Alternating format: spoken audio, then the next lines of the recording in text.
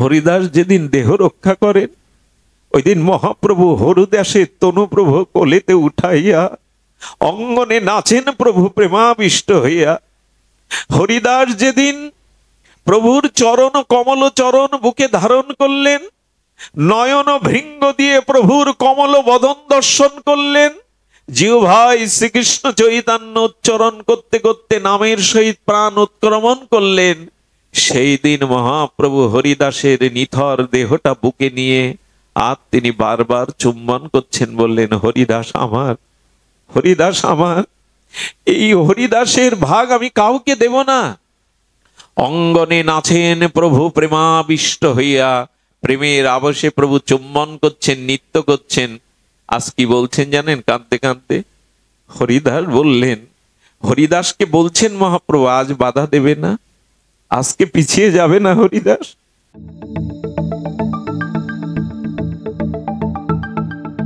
আপনারা দেখছেন সনাতন মিডিয়া ওয়ান ইউটিউব চ্যানেল। ঠাকুর হরিদাসকে মহাপ্রভু স্পর্শ করতে গিয়ে ঠিক এই একই লীলা, একই শব্দ যোজনা করেছেন। প্রভু কহে তোমা স্পর্শী পবিত্র হইতে, তোমার পবিত্র গুণ নাহি তো আমাতে। হরিদাসকে যখন আলিঙ্গন করতে যাচ্ছে, হরিদাস বারবার পিছিয়ে যাচ্ছে। জীবনে কোনোদিন হরিদাস মহাপ্রভুকে আলিঙ্গন করতে দেননি।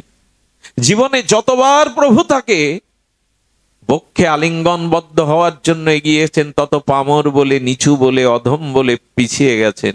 আচ্ছা, প্রভু যে এই কথা বললেন, মু তোমা স্পর্শী মুই পবিত্র হইতে, আমরা যদি একটু বিচার করি কথাটা, সচ্চিদানন্দ রাধা মাধব মিলিত তনু গৌরাঙ্গের মধ্যে অপবিত্রতা কিছু আছে? একটু উত্তর দিন, আছে কি?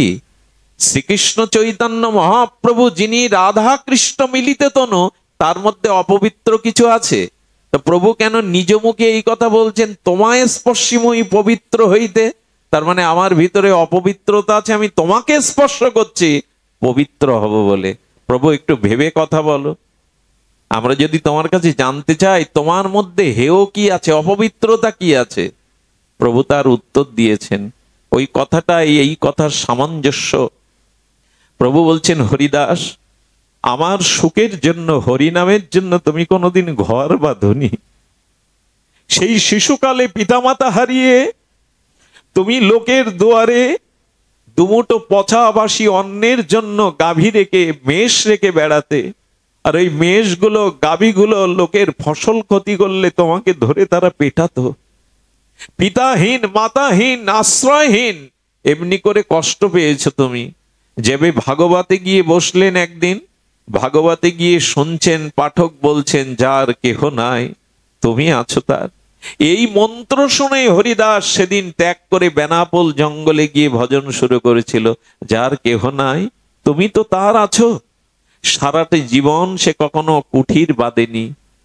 হরিদাস কি পড়ত জানেন? লোকের ফেলে দেওয়া কাপড়ের একটা অংশ লজ্জা নিবারণের জন্য গঙ্গা জলে ধুয়ে পড়ত। জীবনে কখনো গায়ে কিছু চড়াননি, জীবনে কোনোদিন কোনো প্রসাদ নিয়ে। আচ্ছা, পুরীতে যে এত বছর থাকলেন, সিদ্ধ বকুলের তলায় যে সিদ্ধ বকুল আজও মহাপ্রভুর লীলার সাক্ষী হয়ে আমাদের মাঝে বেঁচে আছে। মহাপ্রভু একদিন জগন্নাথের দন্তকাষ্ঠ প্রসাদী বকুল কাষ্ঠ দিয়ে দাঁত মাজছেন। সেই দন্তকাষ্ঠটা মহাপ্রভু বালির মধ্যে রোপণ করে দিয়ে বললেন, তুমি ফুলে ফলে পল্লবিত হয়ে ওঠে। আমার হরিদাস ঘর বাঁধবে না, আমার হরিদাস এখানেই এসে প্রভুর নাম করবে। আমার হরিদাসকে তুমি বৃষ্টিতে ঝড়ে ছায়া দিও। সেই সিদ্ধ বকুল আজও সাক্ষী দিচ্ছে। মহাপ্রভু হরিদাসের জন্য সিদ্ধ বকুল রচনা করলেন। তুমি এখানেই বসে নাম করো, তুমি আমার কাছে না যেতে পারো, আমি তোমার কাছে আসব। সারাটি জীবন হরিদাস ভালো কিছু মুখে আহার দেয়নি, ভালো স্থানে শয়ন করেনি। বেনাপোল জঙ্গলে, ফুলিয়ার জঙ্গলে, গোফার মধ্যে বসে বসে তিনি সারা জীবন ভগবানের স্মরণ করেছেন, মনন করেছেন। কোন বিলাসিতা তাকে কোনোদিন স্পর্শ করেনি, কোন জাগতিক সুখ তাকে কোনোদিন স্পর্শ করেনি। লক্ষ্য হীরার মতো পতিতাকেও তিনি মহন্তি করেছেন। মায়া দেবী মোহিনী রূপ ধরে ফুলিয়ার গঙ্গার তীরে চাঁদনি রাতে, স্নিগ্ধ জ্যোৎস্না রাতে নূপুর ধ্বনি তুলে সামনে 3 দিন হেঁটেছে, যার রূপ দেখে দেবতাগণ ঋষিমুনিগণ পথহারা হয়ে যান। সেই হরিদাস ঠাকুর 3 দিনেও মায়াদেবীর দিকে তাকাননি। মায়াদেবী বলছেন, বাবা তোমার হরিনামের কি শক্তি! আমি মন্ত্র পেয়েছি, হরিনাম পেয়েছি, কিন্তু এমন হরিনামের মহিমা আমার জানা নেই। আজ থেকে তুমি আমায় শিষ্য করো। এই হরিদাস, তাকে মহাপ্রভু বলছেন, তোমায় স্পর্শিময়ী পবিত্র হইতে। প্রভু তোমার মধ্যে অপবিত্রতা কোথায়? অপবিত্রতার ব্যাখ্যা দিয়েছেন গৌড়ী আচার্যগণ। বললেন, মহাপ্রভু বললেন, হরিদাসের মতো নিষ্কিঞ্চন নামনিষ্ঠ দন্য প্রদান ভক্ত আমার কাছে সারা জীবন কিছু চাইনি। তাই হরিদাসের ত্যাগ ও সেবা দন্যের কাছে আমিও ঋণী। ওই একই কথা, আমি ঋণী বিধায় নিজেকে অপবিত্র জ্ঞান করি। তাই হরিদাস তোমাকে জড়িয়ে ধরতে চাই, যদি তোমার পরশে আমি পবিত্র হই। ভক্তের জন্য ভগবানের এই যে মহাবাণী, যে আমি তোমাকে দিতে পারিনি, কোনো সুখ দিতে পারিনি, জগতে কোনো কিছু চাওয়া পাওয়া তোমার নাই, তাই তোমাকে স্পর্শ করলে যদি আমি পবিত্র হতে পারি। কবে বুকে নিয়েছিলেন জানেন? হরিদাস যেদিন দেহ রক্ষা করেন, ওই দিন মহাপ্রভু হরিদাসের তনুপ্রভু কোলেতে উঠাইয়া অঙ্গনে নাচেন প্রভু প্রেমাবিষ্ট হইয়া।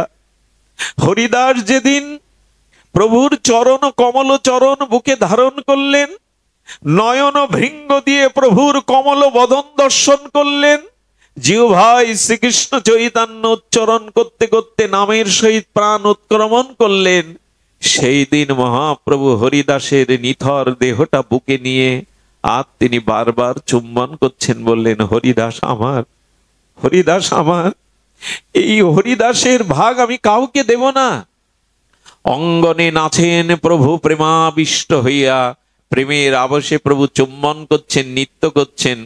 আজ কি বলছেন জানেন? কাঁদতে কাঁদতে হরিদাস বললেন, হরিদাসকে বলছেন মহাপ্রভু, আজ বাধা দেবে না, আজকে পিছিয়ে যাবে না হরিদাস। এই দেখো আমি তোমাকে বুকে নিয়েছি, জড়িয়ে ধরেছি, আজকে পিছিয়ে যাবে না তুমি। শোনো হরিদাস, আমি তোমার আগে যেতে চেয়েছিলাম, কিন্তু আমার ইচ্ছা তোমার ইচ্ছার কাছে পরাজিত হয়ে গেছে। ভক্ত আর ভগবান এক জায়গায় যে ইচ্ছা পোষণ করেন, ভগবান চিরকাল পরাজিত হয়ে ভক্তের ইচ্ছার প্রাধান্য ভক্তকে জিতিয়ে দেন। হরিদাস, আমি তোমার আগে যেতে চেয়েছিলাম, কিন্তু আমি পারলাম না, তোমার ইচ্ছা শক্তির কাছে আমি পরাজিত। তবে শোনো হরিদাস, আজকে আমায় বাধা দিতে পারবে না। তুমি চেয়েছিলে আমার আগে যাবে, তোমার ইচ্ছা পূর্ণ হয়েছে। হরিদাস, আমার মনে হয় আজ তোমার ইচ্ছা পূরণের দিন নয়, আজ আমারও ইচ্ছা পূরণের দিন। কত বছর ধরে মনে করেছি তোমাকে বুকে নেব, সেই ইচ্ছা আজ আমার পূরণের দিন। আজকে শুধু তোমার ইচ্ছা পূরণ হচ্ছে না, আজ আমার ইচ্ছা পূরণের দিন। প্রভু হরিদাসের দেহ অঙ্গনে নিয়ে নাচছেন, নৃত্য করছেন প্রেমাবেশে। বেলা গড়িয়ে গেল, আর মহা অনুভবী মহাপ্রভুর প্রিয় পরিকর বলছেন মহাপ্রভুকে, স্বরূপ দামোদর বলছেন, প্রভু হরিদাসের দেহটা দাও, ওর অন্ত্যেষ্টিক্রিয়া বাকি আছে।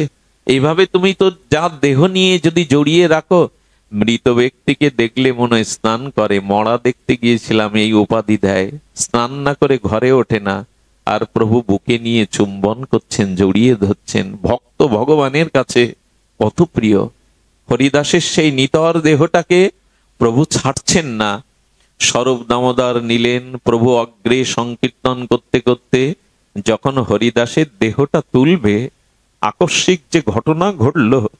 দেখুন, ভক্তি বা ভক্ত এই প্রকৃতিও তাকে ভুলতে পারে না। মহাপ্রভু হঠাৎ তাকিয়ে দেখলেন, সিদ্ধ বকুল থেকে কয়েকটা ফুল ঝরে ঝরে হরিদাসের বদনে বুকে পড়ছে। সেই ফুলের সাথে বিন্দু বিন্দু, তখন তো বেলা দ্বীপ্রহর, বিন্দু বিন্দু জলকানা হরিদাসের দেহে পড়ছে। মহাপ্রভু তাকিয়ে দেখলেন সিদ্ধ বকুল, যার তলে বসে প্রভু নাম করতেন, সেই সিদ্ধ বকুল কাঁদছে আর বলছে, আমাকে তো আর কেউ নাম শোনাবে না ঠাকুর, আমি তো আজ এতিম হয়ে গেলাম, আমি শূন্য হয়ে গেলাম।